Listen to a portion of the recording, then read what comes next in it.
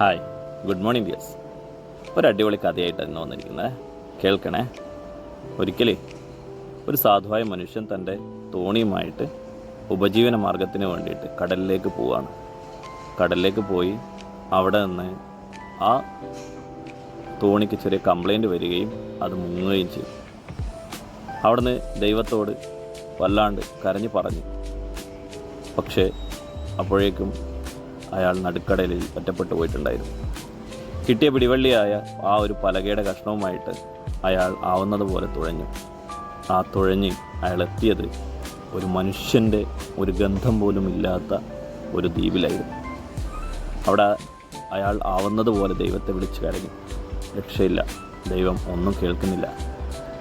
അങ്ങനെ അയാൾ അവിടെ ആ വന്യമൃഗങ്ങളിൽ നിന്ന് രക്ഷപ്പെടാൻ വേണ്ടിയിട്ട്, അവിടുത്തെ ഉപദ്രവജീവികളിൽ നിന്ന് രക്ഷപ്പെടാൻ വേണ്ടിയിട്ട് അദ്ദേഹം ഒരു കുടിലുണ്ടാക്കുകയാണ്.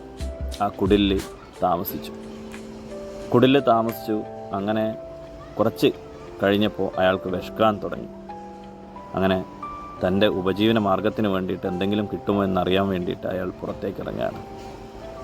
പുറത്തേക്കിറങ്ങിയപ്പോൾ ഒരു സാധനവും കിട്ടിയില്ല എന്ന് മാത്രമല്ല, തൻ്റെ കുടിൽ കത്തി നശിച്ചതായിട്ട് അയാൾ കാണുകയാണ് ചെയ്യുന്നത്. അയാൾ ഒരുപാട് സങ്കടത്തിൽ അയാൾ ആ ദൈവത്തോട് പറയുന്നുണ്ട്, ദൈവമേ, ഇതിന് മാത്രം എന്ത് തെറ്റാണ് ഞാൻ ചെയ്തത്.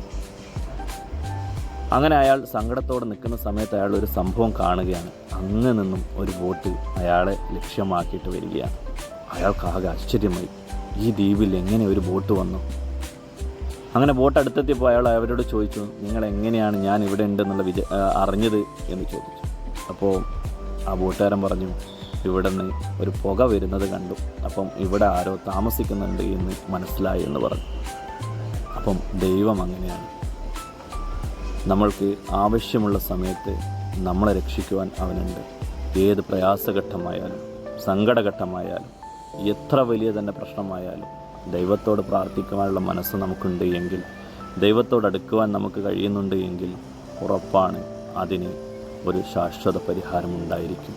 അത് ദൈവം നിങ്ങൾക്ക് നൽകിയിരിക്കും. Okay, thank you.